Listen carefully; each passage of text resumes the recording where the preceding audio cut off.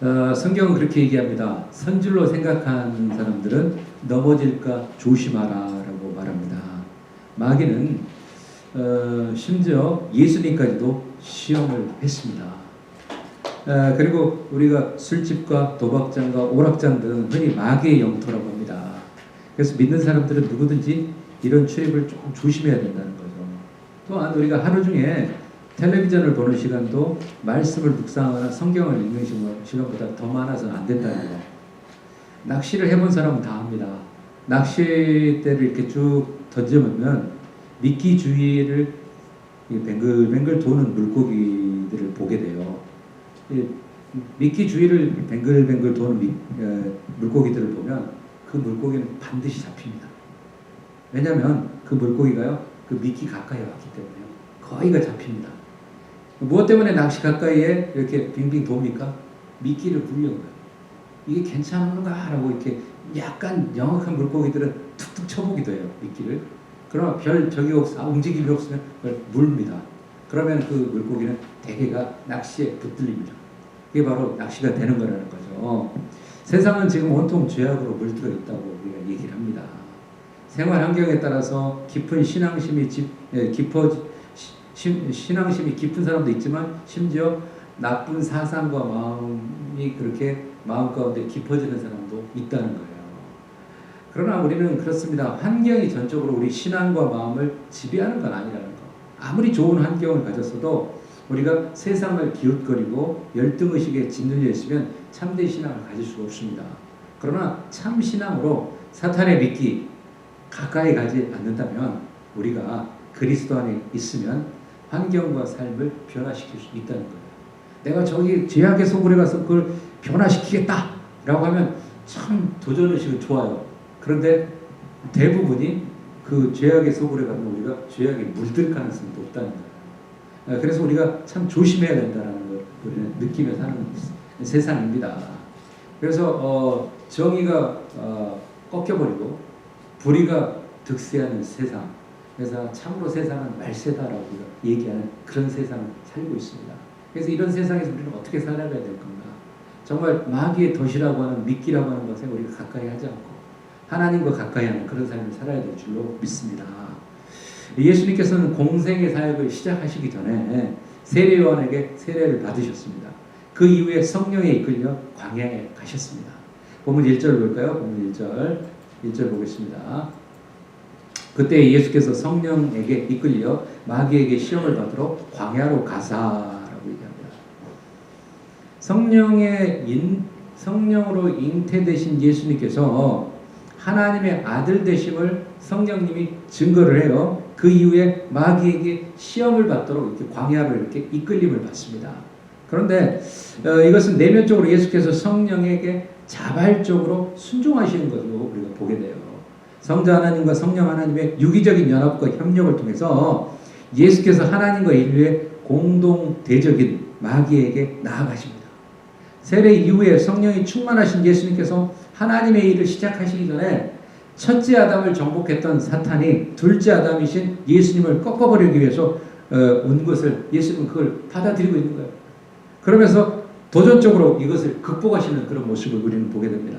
예수님은 하나님과 사탄의 공의를 받으며 참 메시아로서의 공생의 사역을 이렇게 시작할 수 있었다는 거예요. 그러나 이제 예수님이 성령의 세례 받으시고 성령의 충만한 가운데 이게 성령에 이끌려서 마귀의 시험, 마귀의 유혹에 받으려고 광야로 가셨다는 거죠. 그런데 이 마귀라는 존재는 어떤 존재냐? 마귀라고 하는 단어 자체가요. 마귀는 중상모략하는 자, 살인자, 또 70인역에는 이것을 대적자, 저항자라는 그런 뜻을 갖고 있습니다. 그래서 우리가 히브리어로 사탄이라고 하는데 이 마귀는 중상모략을 하고 살인을 하고 대적하고 저항하는 그런 존재라는 거죠. 그래서 마귀라고 하면 그런 존재구나. 우리의 모임에 중상모략을 하고 살인하고 대적하고 저항하는 그런 사람이 바로 사탄과 같은 존재구나라는 걸 우리가 깨달을 수 있습니다. 그래서 이 사탄이라고 하는 말, 마귀는 또는 사탄은 인간의 타락의 원인이 되고 있습니다. 그래서 하나님과 그의 나라를 대적하고 땅 위에서 어둠의 권세를 번식시켜서 사람들의 파괴를 유도하는 타락한 영들의 말하자면 왕이 사탄이라는 거죠. 마귀라는 거죠. 그래서 사탄을 일컬어서 우리는 성경에 보면 여러 가지로 사탄을 이렇게 일컫는데요. 뭐 살인자다, 악한 자다, 거짓말쟁이다, 시험하는 자다, 참소하는 자다, 미혹하는 자다, 대적이다, 세상의 임금이다, 공중권세 잡는 자다 라고 하면서 사탄의 명칭이 굉장히 많아요. 근데 이 명칭들을 공통적으로 보면 어때요? 이게 굉장히 우리에게 좋은 의미보다는 분란과 문제를 발생시키는 그런 존재라는 것을 우리가 금세 알 수 있죠. 예수님이 시험을 받으려고 가셨다. 이 시험 받으러 갔다라고 하는 것은 여기서 헬라어 원문을 보면 유혹하다라는 의미입니다. 그리고 temptation이라고 하는 이 유혹이라는 단어가 여기서 나온 건데요. 인간으로 하여금 악을 행하도록 하는 사탄의 계략, 이게 바로 시험이라는 거예요. 뿐만 아니라 인간의 인격을 성숙시키고 영적으로 성장케 하는 계기를 만들어주는 하나님의 연단이 또한 시험이라는 거예요. 그래서 우리가 그 한 단계를 넘어갈 수도 있고 거기에 그냥 주저앉을 수도 있는 거라는 거예요. 그래서 예수님께서 받으신 시험은 하나님의 아들로서의 사생결단의 시험이었다는 거예요. 그래서 사탄은 인간을 악에 빠지도록 유혹할 뿐만 아니라 하나님께 대항하는 사악한 존재로 만드는 게 바로 사탄이에요.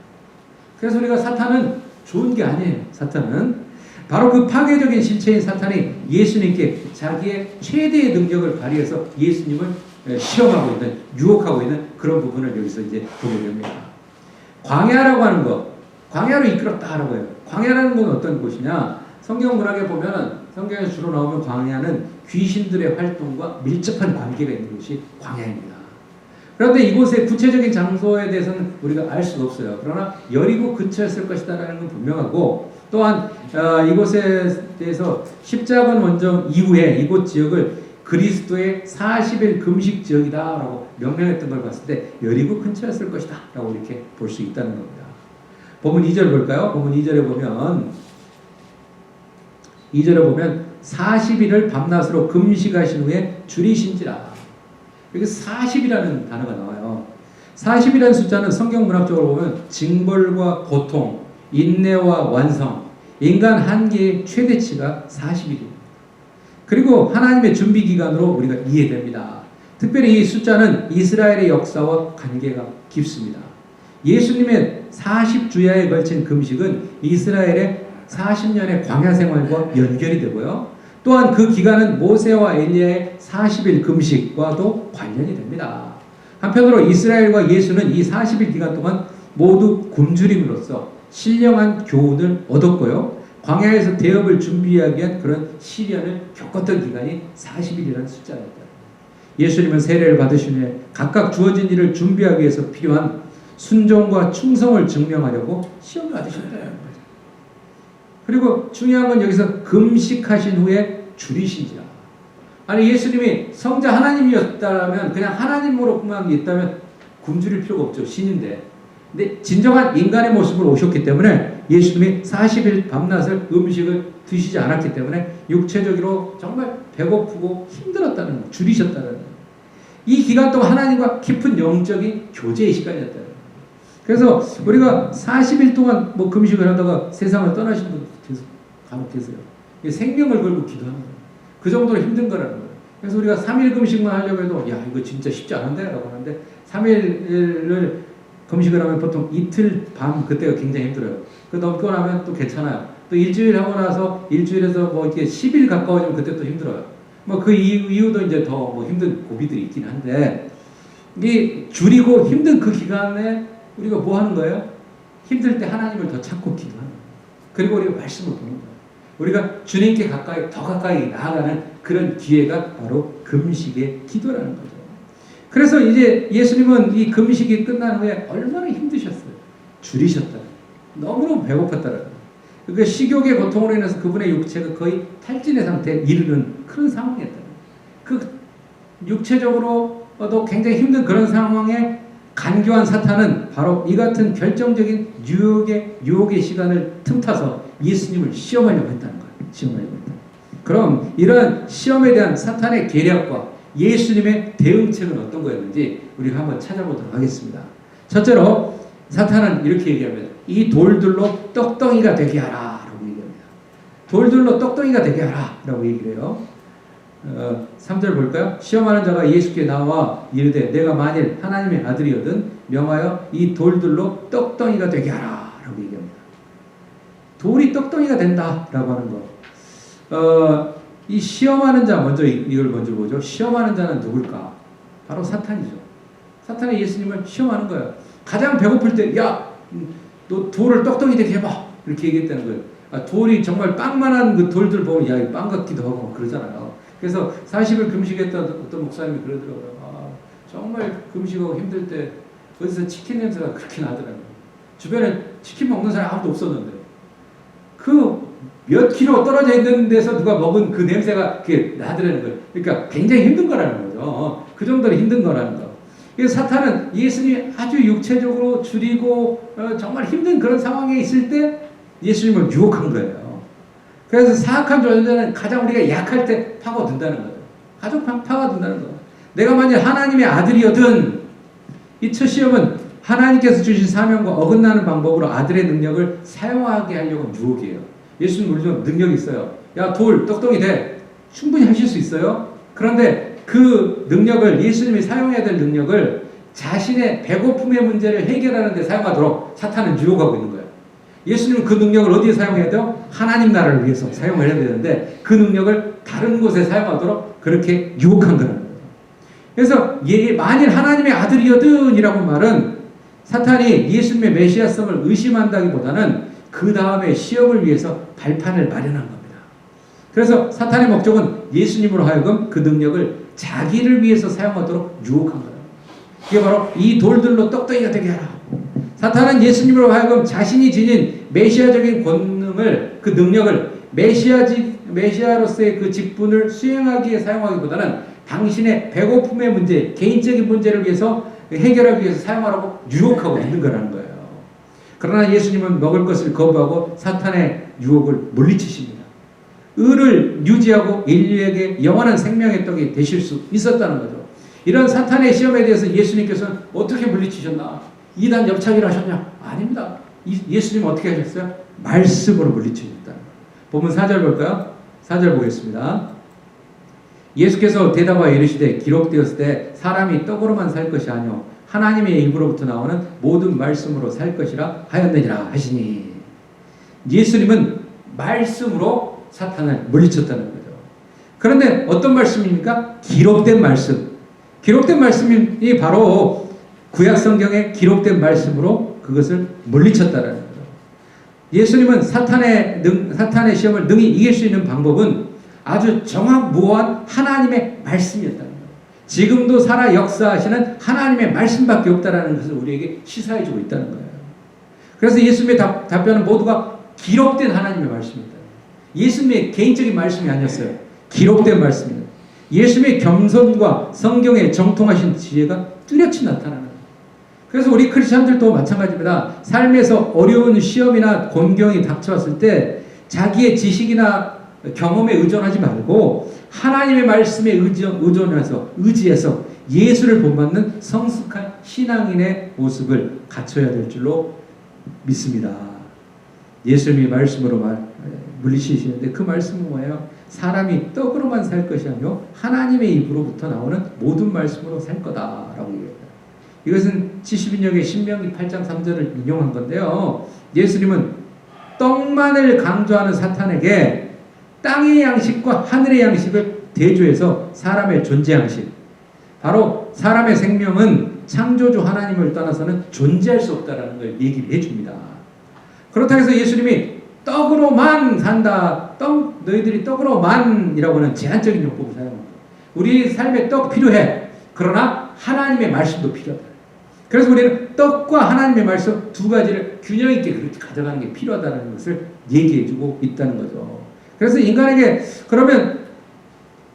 더 필요한 건 뭐냐? 생명의 근원이신 하나님의 말씀이라는 거예요.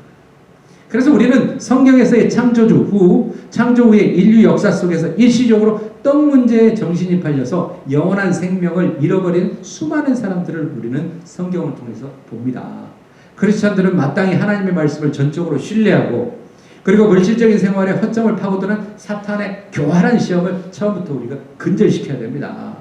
사탄의 시험에서 예수님께서 넘어가지 않고 말씀으로 물리치자 사탄은 포기하지 않고 예수님을 성전 꼭대기로 인도합니다. 5절 볼까요? 5절 보겠습니다. 이에 마귀가 예수를 거룩한 성으로 데려가서 성전 꼭대기에 세우고, 마귀가 데려간다라는 그 말은 원어의 뜻은 보면 그럽니다. 마귀가 예수를 거의 강압적으로 끌다시피 목적지로 이끌고 있다는 거죠. 거의 끌다시피 이끌고 있다는 거죠.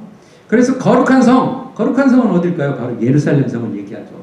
그럼 예루살렘 성에서 데려가다 성전 꼭대기에 세웠다. 그럼 성전 꼭대기 그럼 어느 부분일까? 그거는 의견이 너무 분분해요. 어딜지는 몰라. 그러나 뭐 예루살렘 성 근처였다라고 볼 수 있고요. 또 예루살렘 성이 위치한 곳이 해발 750m 지역에 지어진 성전이거든요. 그 성전에서 성전의 어느 한 부분의 꼭대기에 예수님을 세웠다는 거죠. 그래서 본래 악한 모습 그대로를 마귀는 보여주지 않아요, 보통. 자기는 종교적인 모습으로 이렇게 위장해서 성전의 권위를 가진 자로서 예수를 초대를 해요. 그러니까 마귀는 나는 뿔 달린 마귀야 라고 그렇게 보여주는 경우가 없어요. 마귀는 어때요? 자기를 포장을 합니다. 나는 거룩하고 나는 종교적이고 나는 말씀대로 사는 사람이야 라고 하는 자기를 포장하는 것, 그게 바로 마귀의 모습이라는 거예요. 그러면서 예수님의 메시아성에 오점을 남기려고 예수님을 성전 꼭대기에 세웠습니다.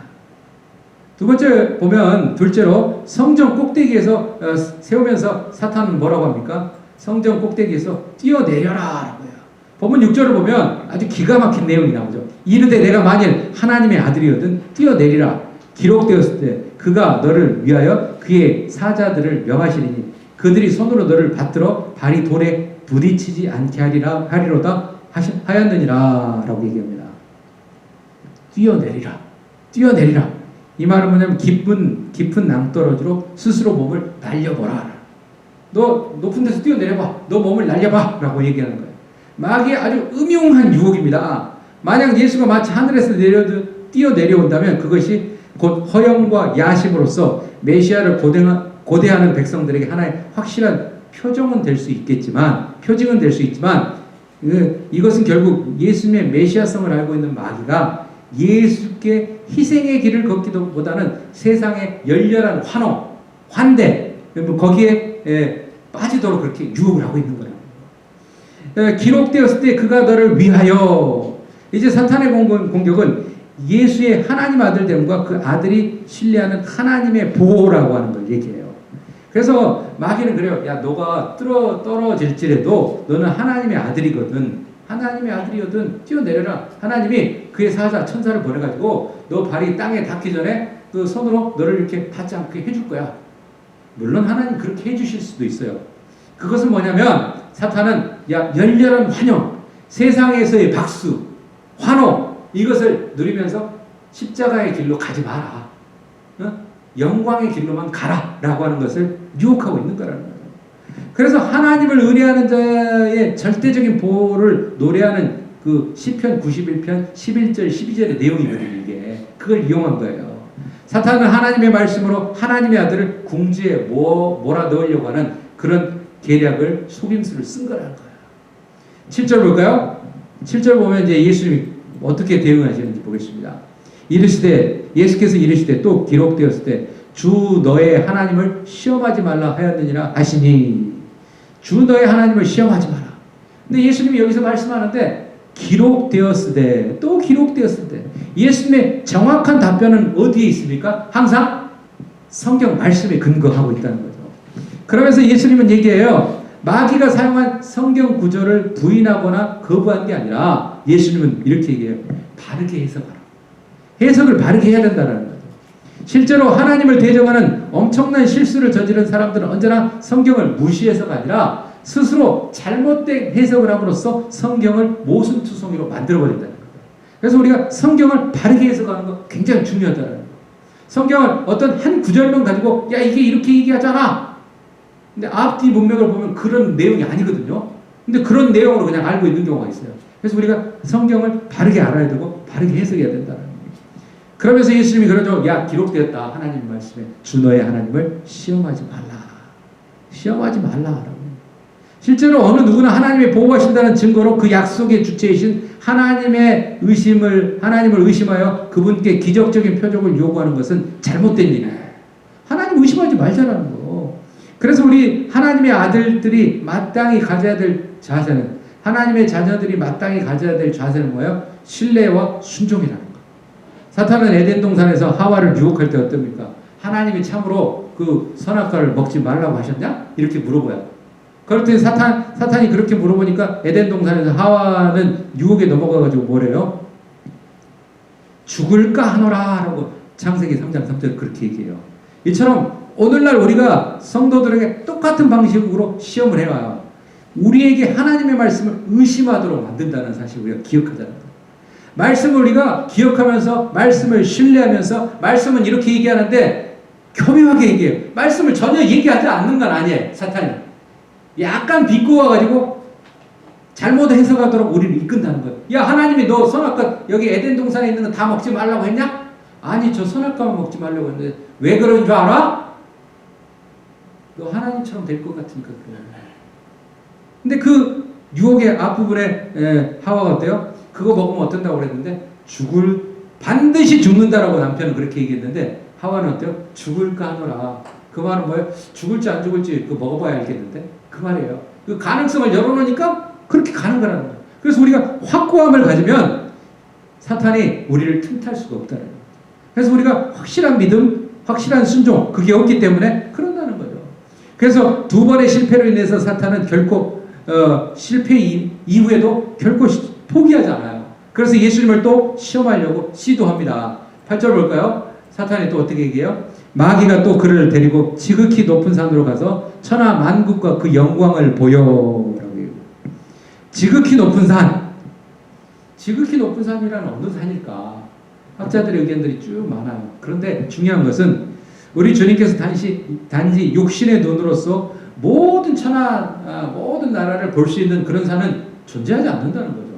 우리가 예를 들어서 지구상에서 가장 높은 산에 올라가서 본다고 생각해 보세요. 그렇다고 해서 지구상의 모든 나라가 다 보입니까? 그러진 않잖아요. 그렇진 않다는 거. 그래서 또한 천하 만국의 영광이라고 하는 것은 이것은 심리적이고 환상적인 사실을 단적으로 이렇게 대변해 주고 있는 겁니다. 이것은 천하 만국의 황상을 보기 위해서 설정된 장소 이상의 의미는 없다. 지극히 높은 산이라는 거. 그래서요, 사탄은 모든 세상의 영화의 속성이 근본적으로 하나님을 거역하는 죄악에 뿌리박고 있다라는 것을 뒤로 감추고 영광만을 이렇게 보여주고 있습니다.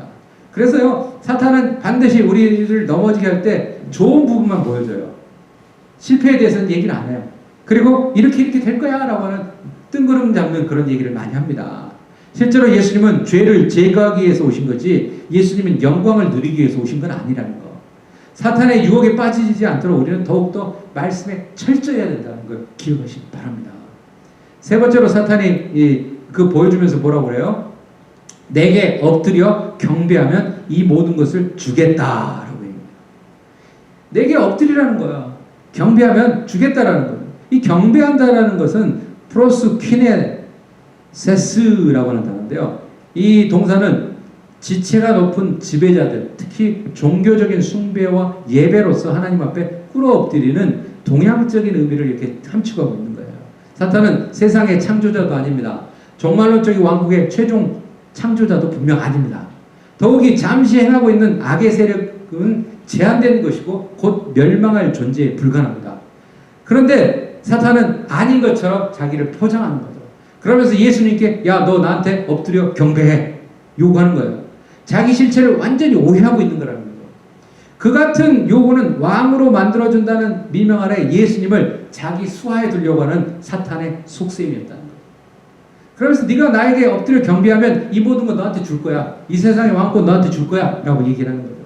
사탄은 그는 제한된 범위 안에서만 자신의 권세를 실현할 수 있는 존재예요. 사탄은 흑암의 세력이고 끝날에 형벌을 받게 되는 불법적인 치리자라는 것을 우리는 반드시 잊지 말자라는 거죠. 이러한 사탄의 시험에 조금도 주저하지 않고 예수님은 말씀으로 물리치셨습니다. 말씀으로 물리치셨다는 거예요. 본문 10절을 볼까요? 10절 보겠습니다. 본문 10절 보겠습니다. 이에 예수께서 말씀하시되 사탄아 물러가라. 기록되었을 때 주 너의 하나님께 경배하고 다만 그를 섬기라 하였느니라. 사탄아 물러가라. 이 시리아 사본이나 서방 사본에서는 거기에서 영향을 받아가지고요. 오피소 무라고 하는 곧 내 뒤로라는 말을 첨가해가지고요. 그렇게 거기서는 그렇게 얘기합니다. 16장 23절에서. 그래서 예수님의 단호한 감정을 더욱 강하게 노출시키고 있는데요. 이 말씀은 더 이상 사탄과의 교류와 타협이 있을 수 없다는 결연한 예수님의 명령이라는 거예요. 사탄아 물러가라. 사탄아 너 물러가면 안 되겠니? 그게 아니에요. 사탄아 물러가라. 예수님은 그렇게 단호하게 말씀을 하셨다는 거예요. 그래서 예수님은 기록된 말씀으로 여기서도 얘기를 하는 거예요. 예수께서 말씀하시되 사탄아 물러가라. 기록되었을 때 주 너의 하나님께 경배하고 다만 그를 섬기라 하였다. 하나님의 권위까지 침범해오는 사탄에 대해서 예수님이 거룩한 분문도를 하는 거예요. 우리가 하나님께 예배하는데 예배를 방해하고 우리가 하나님께 영광 돌리는데 그것을 못하게 하고 그게 악한 세력인 거예요. 사탄과 같은 그런 세력. 그걸에 대해서 우리는 거룩한 분노를 낼 수 있어야 된다는 거예요. 예수님 그래서 사탄에게 단호하게 얘기를 한 거라는 거예요. 예수님께서 마귀의 개인적인 이름 사탄이라고 하는 것은 그의 이름에서 나타나는 것이 대적자라는 거예요. 그래서 그의 성격을 마지막 시험에서 공개적으로 드러냈기 때문이라는 거죠. 이제 점차 확장되는 메시아 왕국이 사탄이 구축했던 왕국을 점진적으로 파멸시킬 때가 다가오는 겁니다. 그래서 예수님의 재림의 때가 가까울수록 우리 교회들이 더 분쟁이 생기고 문제가 생기고 어려움이 생기고 예수 믿는 사람들이 예수를 버리고 떠나는 일들이 더 많이 일어난다는 거죠. 그래서 그럴 때 우리는 뭐 해야 될까요? 하나님의 복음을 계속적으로 전해야 돼요. 그래도 마지막 때 하나님의 심판에서 우리가 구원받을 수 있는 그런 존재들을 우리가 만들어내는 게 우리가 해야 될 그런 사명이라는 거죠. 예수 그리스도의 최후의 적은 사탄이 파멸되는 그 결정적인 날, 곧 올 것이라는 거죠. 그게 바로 예수의 재림의 때 사탄의 악한 세력들을 하나님이 물리치실 거라는 거예요. 그래서 주님은 얘기하죠. 주 너의 하나님께 경배하고 다만 그를 섬기라.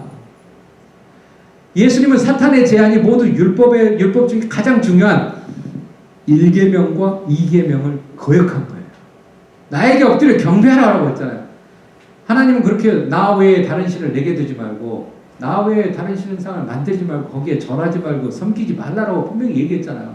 1계명, 2계명을 어긴 거라는 거죠. 그래서 예수님께서는 신명기 6장 13절을 인용한 거예요. 내 하나님 여호와를 경외하며 그를 섬기며 그의 이름으로 맹세할 것이니라 라고 하는 신명기 6장 13절을 인용해서 이렇게 얘기를 하는 거라는 거예요. 그래서 경배라고 하는 단어는 실질적으로 뭐냐면 상대방의 손이 있으면 그 손등에 입술로 이렇게 입맞춤으로써 예의를 갖추는 행위가 경배라고 합니다. 그래서 우리는 이 하나님을 잘 섬겨야 되는데 섬긴다라는 말은 원래 원어의 뜻은 그럽니다. 원래 고용된 종이라는 의미예요. 그래서 이 섬김이라는 말 단어 자체는 예배한다, 섬긴다라고 하는 그런 의미를 담고 있습니다. 그래서 경배와 섬김이라는 이 두 단어는 상호 보완적이기 때문에요. 상대방을 경배한다는 것은 상대 통치권을 인정하는 거고요. 섬기는 거라는 거예요. 그래서 제가 얘기하잖아요. 가끔 설교하면서 성경 공부하면서 얘기하죠. 우리가 예를 들어서 부처님 오신 날 했을 때 천주교 명동성당에서 서울대교구에서 이렇게 신부님들이 거기 가 앉아 있고요. 성탄절, 부활절 가까울 때 말하자면 스님들이 머리 꽉 밀은 스님들이 명동성당에 가 앉아 있어요. 그거 보면서 야 대종교의 화합이다라고 세상의 언론은 그렇게 얘기를 해요. 근데 그 자세가 뭐예요? 명동성당에서 미사라고 하는 건 예배잖아요. 그 자리에 스님들이 와서 앉아 있다라는 거는 그것을 상대의 통치권을 인정한다는 거예요. 경배한다는 거예요. 반대로 신부님들이 부처님 오신 날 그 절에 가서 거기 앉아 있다는 건 그들의 통치권을 인정하고 섬긴다는 거거든요. 이건 아니더라고요. 그건 절대 아니라는 거죠. 그래서 우리 모르는 세상의 사람들은 그렇게 얘기하죠. 야, 기독교, 개신교는 너무 이렇게 남을 인정할 줄 몰라. 자기들밖에 몰라라고 하지만 우리는 이 사실을 알기 때문에 그 통치권과 그의 섬김에 대해서 우리 인정하지 않기 때문에 안 가는 거예요. 우리가 너무 이기적이기 때문이 아니라 길이 아닌 것이기 때문에 우리가 가지 않는 거라는 거예요.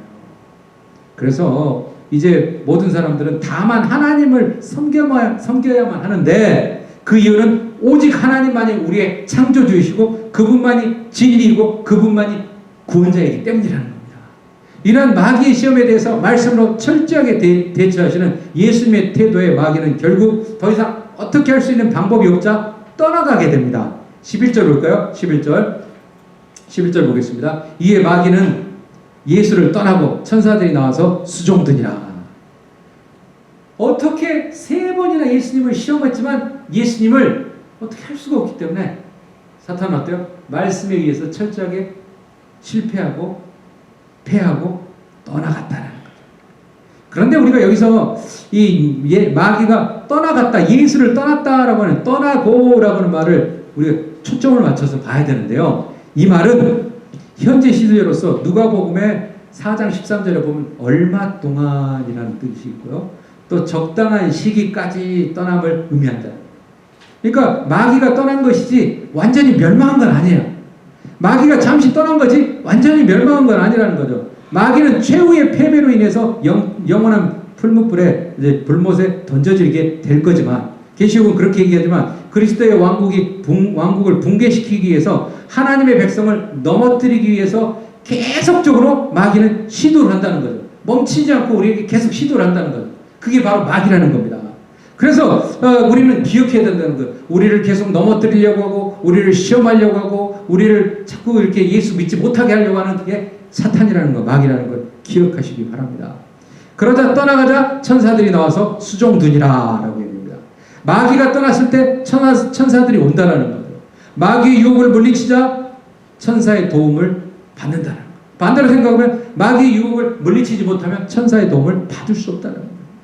수종들었다. 천사들이 나와서 예수를 수종들었다는 거예요. 수종들었다는 것은 바로 뒤에 코누운이라는 건데요. 미완료 시제인데 음식을 공급하는 등 계속적인 도움을 준다는 의미입니다. 그래서 이것은 뭐냐면 예수님이 40일 동안 금식하셨잖아요. 체력적으로 아주 굉장히 힘들고 영적으로 힘든 상황이에요. 예수님의 피곤한 육신을 위로했고 또 로뎀나무 아래에서 엘리야에게 한 것처럼 천사들이 식물로서 예수님을 수종들었을 것이다. 우리가 보게 된다는 겁니다. 사랑하는 성도 여러분, 바다에 보면 불가사리라는 게 있습니다. 불가사리라는 것이 있는데 이 불가사리가 조개를 이렇게 조개살을 먹어버리는데요. 조개를 사냥하는 불가사리의 방법이 아주 특이해요. 처음에 불가사리는 조개들과 어울려서 산답니다. 바다에서 어울려서 산대요. 그러다가 조개가 먹이를 찾아서 껍질을 약간 벌리잖아요. 그러면 재빨리 속살을 이렇게 불가사리가 간지럽힌대요. 그러면은 간지럽히면 어리석은 조개는 즐거움을 느끼면서 껍질을 더 확 벌린다고 합니다. 확 벌린대요. 그때 불가사리는 조개의 심장을 찾아서 누른대요. 근데 이 조개는 특이한 체질을 갖고 있어가지고 심장을 압박하면 금방 죽어버린대요. 그때 불가사리는 조개를 완전히 자기의 먹이로 삼아버린다. 하나님의 반대 세력 예수님까지 시험하는 사탄은 우리에게 이처럼 빈틈을 노리고 자주 공격해 온다는 겁니다. 이런 사탄의 계략에 대비하는 방법은 바로 말씀 안에 든든하게 서가는 거예요. 예수께서 말씀으로 사탄의 시험을 물리치신 것처럼 말씀을 더욱 가까이 하시고 읽고 묵상하고 듣고 기억하고 행하는 그런 삶을 사시기 바랍니다. 죄나 유혹, 방심, 또 작은 불가사리의 접근이 큰 비극을 낳는다는 사실을 기억하시면서 항상 깨어있는 그리스도인으로 사시는 여러분들 되시길 주님의 이름으로 축원합니다. 기도하겠습니다. 거룩하신 하나님, 부족하고 연약한 우리들을 사랑하시고 지켜주심을 믿습니다. 우리가 항상 범사의 하나님을 바르게 인정하고 하나님 말씀 안에 철저하게 살기를 원합니다. 40일 금식하셨던 예수님에게 돌이 떡덩이가 되게 하라. 또 이렇게 성전에서 뛰어내려라. 또 하나님 엎드려 경배하라 라고 하는 그 각종 시험들이 있었지만 유혹이 있었지만 예수님은 철저하게 말씀으로 물리치셨습니다. 사탄이 물러가자 천사가 수종들었습니다. 하나님, 우리가 말씀 안에 예수님처럼 거하며 든든하게 흔들림 없이 하나님 나라 올 때까지 나아가는 우리의 믿음이 되게 도와 주옵소서. 예수 그리스도의 이름 받들어 간절히 기도하옵나이다. 아멘.